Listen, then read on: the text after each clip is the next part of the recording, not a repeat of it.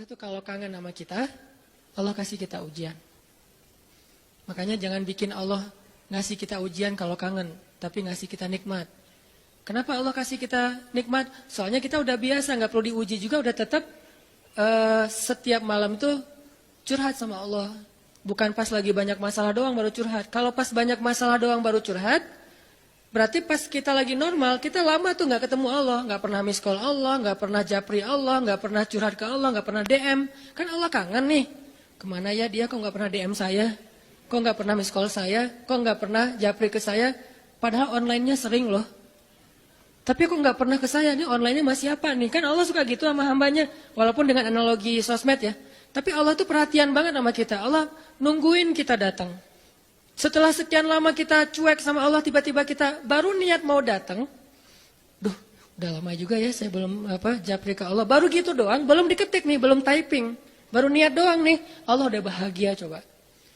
Allah kok baik banget ya sama kita ya. Seolah-olah Allah butuh kita, padahal gak sama sekali loh. Ghaniyun anil alamin. Allah tuh gak butuh kepada siapapun di antara hambanya. Gak butuh sama sekali. Tapi kayak seolah-olah Allah tuh yang butuh banget sama kita. Saking baiknya Allah. Allah itu raufun, rahimun, karimun, jawadun. Apalagi latifun. Nah latifun Allah tuh. Sangat pengen dekat sama hambanya. Itu Allah. Udah lama pergi nih. Sibuk dengan semua orang dijapri, semua orang dia chat. Sampai tengah malam chat sama orang lain. Tapi Allah gak pernah dijapri. Allah tungguin. Kalau manusia mungkin kita bisa nyebutnya kayak kesepian gitu. Tapi Allah kan gak mungkin kesepian. Tetap aja Allah nungguin seperti orang yang kesepian. Saking kangennya sama kita coba. Begitu kita ada masalah datang ke Allah. Allah gak bilang giliran sekarang aja lo datang. Gak kayak gitu Allah. Langsung Allah dekat. Langsung Allah ada apa hambaku. Hal min dihaja. Apakah kamu butuh sesuatu? Hal min taib. Apakah kamu mau diterima taubatnya? Hal min mustaghfir. Apakah kamu mohon minta ampun? Allah tanya kepada kita setiap malam. Dicuekin lagi, dicuekin lagi. Datang Allah ke langit dunia. Harusnya kan Allah suruh aja malaikat ya. Malaikat kasih tahu ke dia supaya berdoa. Enggak. Allah yang langsung turun. Ibaratnya Allah yang ngejapri kita. Enggak dirit juga. Setiap malam japri, setiap malam enggak dirit. Padahal online-nya, lasinnya tuh per setiap jam bahkan setiap menit dia online terus. Tapi yang Allahnya enggak dirit, ketimpa lagi tuh. Marahkah Allah? Enggak. Kalau Allah marah, pasti kita udah celaka dari dulu juga. Karena kalau Allah udah marah, maka perhatikanlah kaum-kaum sebelum kalian, kata Allah. Perhatikanlah kaum-kaum sebelum kalian. Ad, Samud, atau tokoh-tokoh sebelum kalian. Firaun, Haman, Namrud, dan seterusnya. Perhatikan kalau Allah udah marah nih. Berarti Allah belum marah sama kita. Tapi jangan sampai batasan waktu yang Allah buat itu kita lewatin, itu bahaya. Karena kalau Allah sudah menentukan waktunya, nggak bisa ditolak lagi sama kita. Jadi Allah kangen kepada makhluknya. Jadi sifat kangen itu salah satu di antara sifat Allah. Sehingga kalau Allah aja kangen sama kita kangen nggak sih sama Allah? Ini nih pertanyaannya nih. Karena kalau kita nggak kangen sama Allah, nggak fair. Kenapa nggak fair? Allah kan nggak pernah dapat kebaikan apa-apa dari kita. Kok kangen sama kita? Berarti Allah kangennya tulus. Kalau kangen kita kan ikhlas ya. Ikhlas dengan tulus agak beda dikit nih. Kalau tulus gak berharap apa-apa. Kalau ikhlas berharap. Kalau ikhlas itu berharap. Allah aja tuh gak menginginkan apa-apa dari kita, kangen. Berarti kan gak ngarapin apa-apa, bisa kangen. Baik banget kan? Nah kita kalau kangen pasti ada ngarapin sesuatu. Kayak kangen orang tua, kenapa? Pengen masakan ibu. Kangen kampung halaman, kenapa? Pengen jajan, pengen lihat suasana yang luar biasa di keluarga. Kan kangen ya kampung halaman. Kangen dia misalnya. Pengen disiapin segelas apa misalnya, green tea lah atau Thai tea atau apalah. Kalau yang standar mah ya, atau kopi misalnya. Kita mengharapkan sesuatu dalam kangennya kita. Kalau Allah kangen gak ngarapin apa-apa. Karena Allah gak butuh kita. Kok kangen? Berarti Allah maha baik. Kangen mengharapkan sesuatu aja baik. Apalagi kangen tanpa mengharapkan apa-apa. Dan yang lebih luar biasanya lagi, Allah bukan cuma gak mengharapkan apa-apa. Kangen pengen ngasih sesuatu kepada kita. Kangen pengen ngasih sesuatu untuk kita. Itu kangennya Allah. Mirip dengan kangennya ibu. Walaupun gak sama, pasti Allah lebih. Kangennya ibu tuh pengen masakin buat kita loh. Kangennya kita ke ibu, pengen masakan ibu. Beda kan? Jadi jangan merasa lebih baik daripada ibu kita ya. Karena realitasnya, jujurnya mah, kita kalau kangen ibu karena pengen dimasakin. Ibu kalau kangen kita karena pengen masakin. Jarang ada ibu kangen karena pengen masakan dari kita. Kan kita nggak bisa masak, kecuali chef lah ya. Chef juga tetap makannya makanan ibu.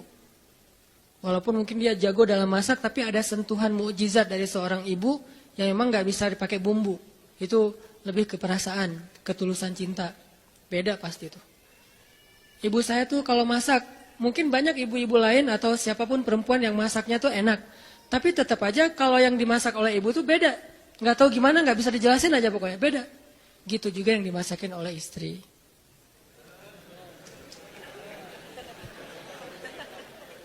Nggak pernah ngerasain, nggak apa-apa. Sabar ya. Ibu aja dulu lah, puas-puasin ya. Karena ibu tetap aja seseorang yang luar biasa. Allah tuh kayak gitu, analogi cinta Allah kepada kita, walaupun gak sama persis tapi minimal ada analoginya, kayak ibu kepada anak. Allah tuh kangen sama kita bukan karena pengen sesuatu dari kita, tapi karena pengen ngasih sesuatu untuk kita. Kok bisa gitu? Ibu aja bisa, apalagi Allah. Padahal ibu kan manusia yang punya banyak kekurangan, kadang dia capek, kadang dia juga lelah, kadang dia butuh harta dan segala macam. Namanya ibu kadang-kadang butuh, kayak saya lagi di Mesir tuh, nelpon ibu saya, "Mak, butuh apa? Ini di rumah kalau bulan Ramadan kan bentar lagi bulan puasa, orang Aceh nyebutnya bulan puasa. Bentar lagi kan bulan puasa, di rumah nggak ada es, masa harus beli terus ke tetangga, nggak enak. Menjelang berbuka pas lagi ngabuburit datang ke rumah tetangga, bisa nggak beli kulkas? Boleh mak, boleh gitu. Nggak pernah saya ngerasa, mak nggak kangen sama saya, kangennya kulkas, nggak kan? Walaupun ibu kita manusia, tetap aja kangennya lebih tulus daripada kangen kita. Kenapa ibu pengen beli kulkas? Bukan buat dirinya, buat adik-adik. Karena adik-adik itu kalau buka puasa pasti wajib mereka mah minumnya yang dingin misalnya. Nah ibu nggak suka minum dingin. Ibu sama ayah nggak suka minum dingin. Ayah saya pasti buka puasanya kalau nggak rokok ya kopi. Sebelum buka puasa tuh satu bungkus tuh udah di depan rokok sama kopi. Udah itu aja tuh, nggak ada ribet-ribetnya. Mungkin nggak bisa ninggalin ya karena dari udah sekian lama katanya sih rokok sebelum sekolah dulu teh. Jadi belum sekolah ngerokok dulu baru sekolah. Orang dulu lah ya. Sampai saya dulu pernah waktu kecil tuh diajarin ngerokok sama ayah saya. Untungnya saya sesak nafas, akhirnya nggak bisa nerusin. Warisan dari ayah saya.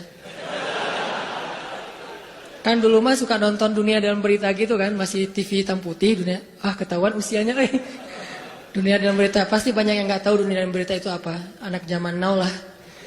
Dulu tuh ayah saya ngerokok sambil nonton Dunia Dalam Berita. Terus tahun sekali G30 SPKI kan, nonton. Saya di sebelahnya.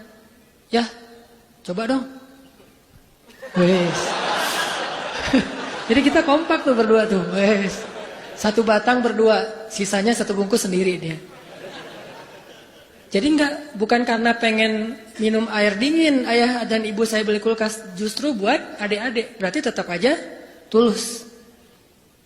Terus, "Mak butuh apa?" Nih adik-adik belum sekolah. "Mak butuh apa?" Nggak pernah minta untuk dirinya sendiri. "Mama nih mau lebaran gak ada baju baru." Gak pernah, pasti untuk adik-adik. Kenapa gak untuk saya? Mungkin dianggap saya udah mampu sendiri, udah mandiri, jadi udah gak perlu dikasih-kasih. Artinya dalam cerita ibu kita bisa melihat kebesaran Allah.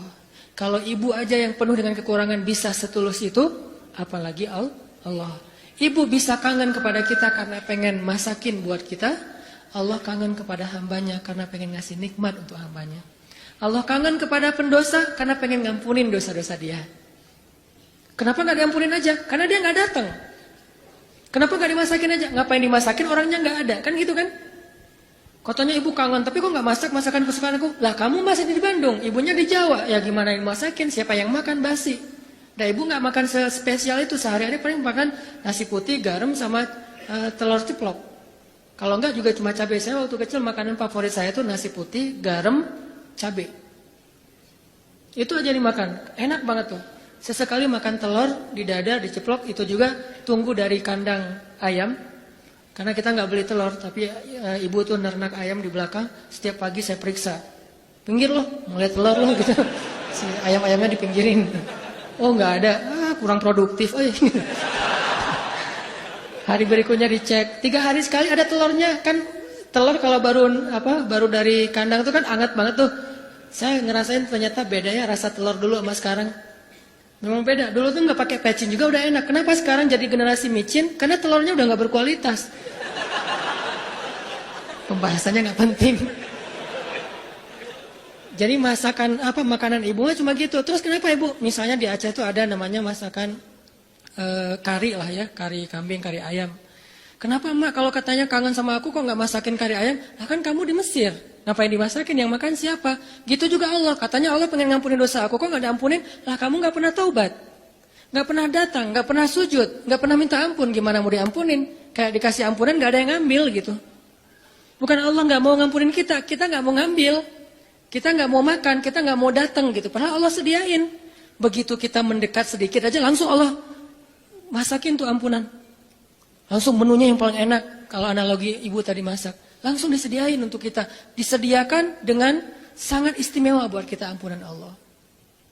Apa istimewanya? Lengkap. Lengkap gimana? Dosanya. Semua dosa diampuni. Semua dosa tuh ada tuh. Dosa A, B, C. Ampuni semuanya.